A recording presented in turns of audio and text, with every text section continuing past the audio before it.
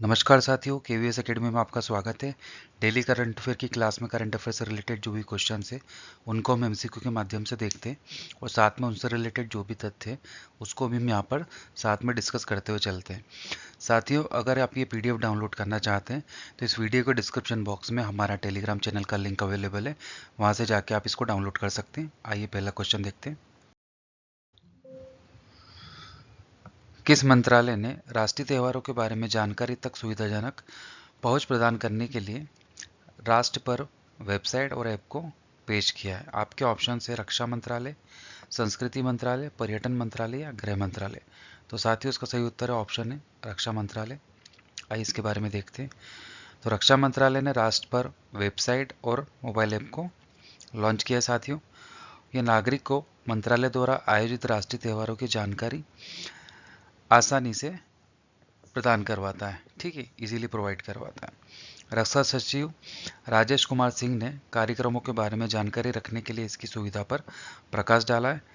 इस प्लेटफॉर्म का उद्देश्य क्या है साथियों? राष्ट्रीय उत्सवों के बारे में भागीदारी और जानकारी के लिए विवरण प्रदान करना है। ये पहुंच वास्तविक समय अपडेट और उपयोगकर्ताओं के अनुकूल अनुभव सुनिश्चित करता है, ठीक है। तो जो भी अपडेट्स आती है कार्यक्रम की वो भी ये सुनिश्चित करवाता है, ठीक है साथियों। इस पहल के माध्यम से नागरिक अपनी उंगलियों पर व्यापक कार्यक्रम का विवरण देख सकता है, ठीक है। तो फिंगर टच पे सारी जो भी इंफॉर्मेशन है, जो इवेंट्स होते हैं, जो भी कार्यक्रम होते हैं गवर्नमेंट के, तो उनकी जानकारी इजीली आपको मिल जाती है, ठीक है साथियों। अगला क्वेश्चन देख लेते हैं। भारत में हर वर्ष किस दिन को वीर बाल दिवस के रूप में मनाया जाता है साथियों? ऑप्शन है 25 दिसंबर, 24 दिसंबर, 25 दिसंबर, 26 दिसंबर या 27 दिसंबर।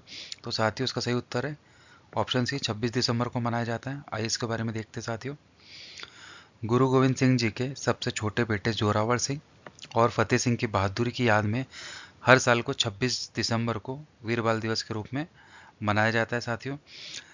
1705 में उन्हें आनंदपुर साहिब में मुगल सेना ने पकड़ लिया था और उन पर इस्लाम धर्म अपनाने का दबाव डाला और मना करने पर उन्हें शहीद कर दिया गया था साथियों, ठीक है।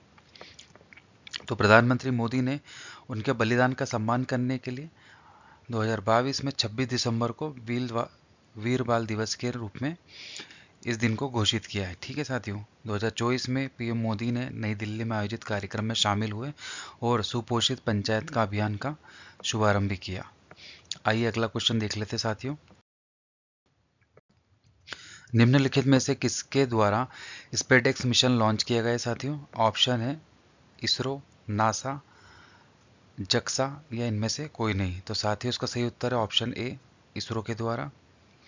आइए अगला क्वेश्चन देख लेते साथियों। विकसित पंचायत कर्मयोगी पहल किस अभियान का हिस्सा है साथियों?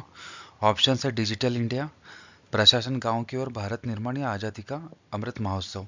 तो साथियों, इसका सही उत्तर है ऑप्शन बी, प्रशासन गांव की ओर। इसके बारे में देख लेते हैं।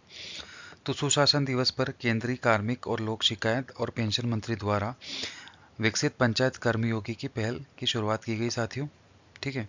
इसका उद्देश्य क्या है साथियों? नवीन उपकरणों और क्षमता निर्माण ढांचे के माध्यम से पंचायती राज संस्थाओं को मजबूत करना है, ठीक है साथियों।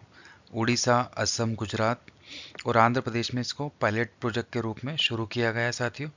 और ये कार्यक्रम शासन और सेवा के वितरण को बढ़ावा देने के लिए e learning platform, AI chatbot और मोबाइल ऐप का उपयोग करता है, ठीक है साथियों।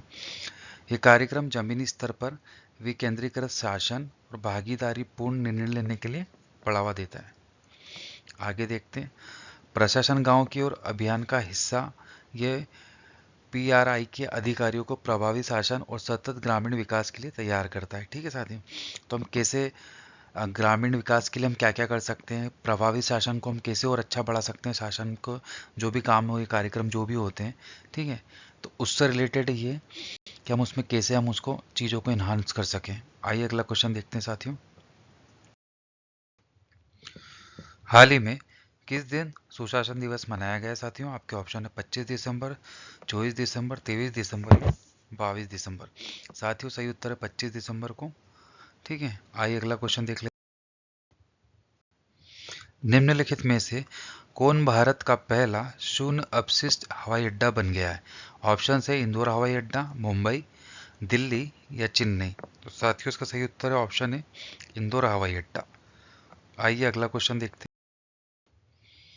निम्नलिखित में से कौन सा राज्य 2025 में महिला कबड्डी विश्व कप की मेजबानी करेगा? आपके ऑप्शन है उत्तर प्रदेश, हरियाणा, पंजाब या बिहार।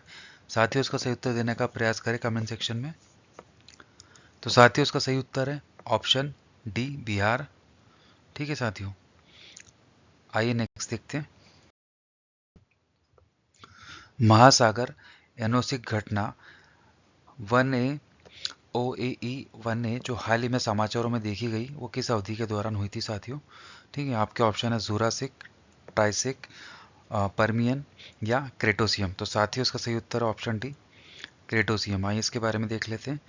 तो साइंस एडवांसेस में हाल ही में किए गए एक अध्ययन ने जापान के माउंट आशी बेत्सु से चट्टानों और जीवाश्मों का विश्लेषण करके महासागर एनोसिक इवेंट 1A के समय और अवधि का परिष्कृत किया है। ठीक है साथियों, OAE 1A क्रेटेशियम काल जो कि 145 डे 66 मिलियन वर्ष पहले के दौरान हुआ था। ठीक है साथियों, और जब पृथ्वी के महासागर ऑक्सीजन रहित हो गए थे, यह CO2 जारी करने वाला विशाल ज्वालामुखी विस्फोटों से शुरू हुआ था, जिससे ग्लोबल वार्मिंग और महासागर में ऑक्सीजन की कमी हुई है। इसके कारण एनोसिक समुद्री बेसिन, समुद्री प्रजातियों का विलुप्त होना, विशेष रूप से प्लवक और कार्बन से भरपूर ब्लैक शेल्स का निर्माण हुआ है। ठीक है साथियों, आगे देखते हैं साथियों अगला क्वेश्चन। निम्नलिखित में से किस IIT ने नेक्स्ट जेन एमोलॉइड डिस्प्ले के लिए एक शोध केंद्र शुरू किया है? आपके ऑप्शन है IIT Madras, IIT Mumbai, IIT Delhi या IIT कानपुर। तो साथियों इसका सही उत्तर ऑप्शन ए, IIT मद्रास। ठीक है, आइए अगला क्वेश्चन देखते हैं। निम्नलिखित में से कहाँ पहली बार वाइन उत्पादन इकाई शुरू की गई है? आपके ऑप्शन है उत्तराखंड, गुजरात, महाराष्ट्र या केरल। तो साथियों इसका सही उत्तर है ऑप्शन ए, उत्तराखंड। आइए नेक्स्ट क्वेश्चन देखते हैं। पूर्व प्रधानमंत्री डॉक्टर मनमोहन सिंह को व्यापक रूप से किस भूमिका का निर्माता माना जाता है? आपके ऑप्शन है भारत का स्वतंत्रता आंदोलन, 1991 में भारत का आर्थिक उदारीकरण, हरित क्रांति या अंतरिक्ष कार्यक्रम। तो साथियों इसका सही उत्तर है ऑप्शन बी, 1991 में भारत का आर्थिक उदारीकरण।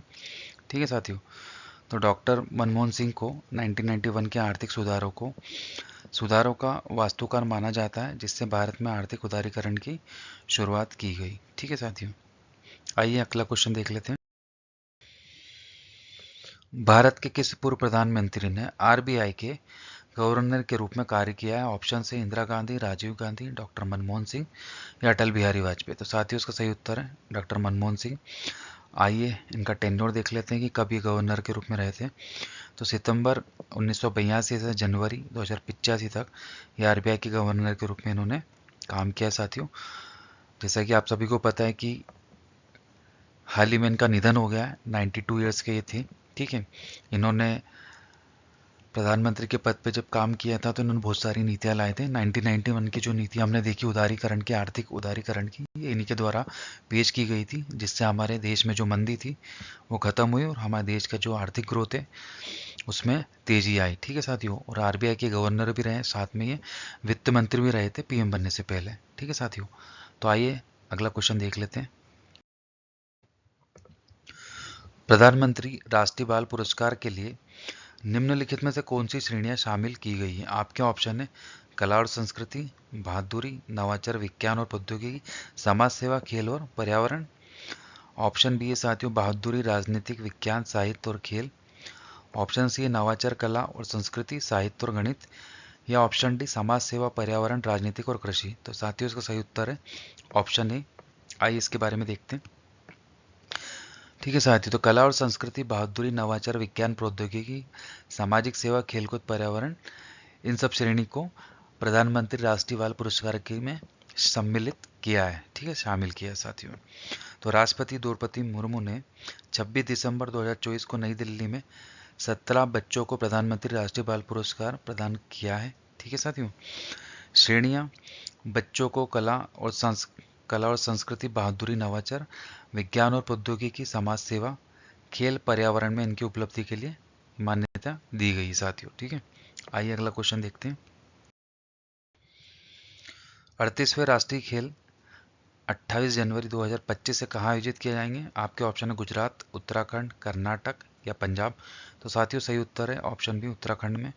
ठीक है साथियों, तो उत्तराखंड के मुख्यमंत्री पुष्कर सिंह धामी ने 26 दिसंबर 2024 को नैनीताल जिले के हल्द्वानी से 38वें राष्ट्रीय खेलों के लिए मशाल जुलूस का उद्घाटन किया है। ठीक है साथियों, आइए अगला क्वेश्चन देख लेते हैं। मेया सांडू ने हाल ही में किस देश के राष्ट्रपति के रूप में शपथ ली साथियों? आपके ऑप्शन है फिनलैंड, मोल्दोवा, स्वीडन या नॉर्वे। साथियों सही उत्तर है ऑप्शन बी, मोल्डोवा। आइए इसके बारे में देख लेते हैं। तो इन्होंने 24 दिसंबर 2024 को मोल्डोवा के राष्ट्रपति के रूप में अपने दूसरे कार्यकाल के लिए शपथ ली है। ठीक है, इससे पहले एक बार ये बन चुकी है कब? 2020 में। और 1991 में मोल्दोवा को स्वतंत्रता मिलने के बाद से इस पद पर ये पहली महिला राष्ट्रपति हैं। ठीक है साथियों, मोल्दोवा का संविधान राष्ट्रपति को 4-4 साल के 2 कार्यकाल पूर्ण करने की अनुमति देता है।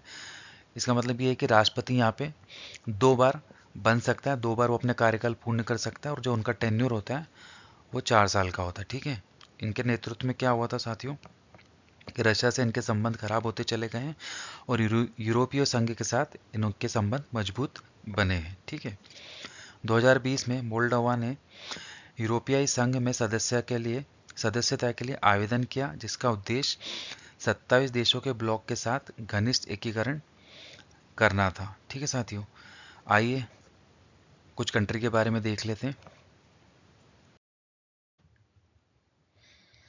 आइए साथियों फिनलैंड कंट्री के बारे में देख लेते हैं। फिनलैंड गणराज्य उत्तरी यूरोप के फेनेस कैनेडियन क्षेत्र में स्थित एक नार्डिक देश है। ठीक है साथियों, इसकी सीमा पश्चिम में स्वीडन, पूर्व में रशिया के साथ और उत्तर में नॉर्वे स्थित है। ठीक है, उसके साथ लगती है, जबकि फिनलैंड खाड़ी के पार दक्षिण में एस्टोनिया स्थित है। ठीक है साथियों, क्षेत्रफल के हिसाब से ये यूरोप का 8वां सबसे बड़ा और घनत्व के आधार पर यूरोपीय संघ में सबसे कम अवधि वाला देश है। ठीक है साथियों, देश में रहने वाले बहुसंख्यक लोगों की मातृभाषा फिनिश है। ठीक है, राजधानी इनकी हेलसिंकी और राष्ट्रपति यहाँ की साउली और प्रधानमंत्री सना मरीन। ठीक है साथियों, आइए अगली कंट्री के बारे में देख लेते हैं। मोल्दोवा कंट्री के बारे में देखते हैं साथियों हम। मोल्डोवा गणराज्य पूर्वी यूरोप में स्थित एक स्थल रुद्ध देश है। ठीक है साथियों, इसके पश्चिम में रोमानिया और उत्तर पूर्व दक्षिण में यूक्रेन स्थित है साथियों। राजधानी इनकी किशिनो। ठीक है साथियों, याद रखिएगा, कार्यकारी जो राष्ट्रपति है वो मिहाई घिम्पू हैं। ठीक है साथियों, और जो प्रधानमंत्री है वालत फिलात हैं। ठीक है साथियों, तो आज का लेक्चर साथियों यही ख़त्म होता है। ठीक है, आज का लेक्चर आपको कैसा लगा बिल्कुल हमें आप कमेंट सेक्शन में बताएं। अगर आपको वीडियो अच्छा लगता है तो इसको लाइक करें, शेयर करें और हमारे चैनल को सब्सक्राइब करें। कल फिर मिलते हैं करंट अफेयर की क्लास में साथियों।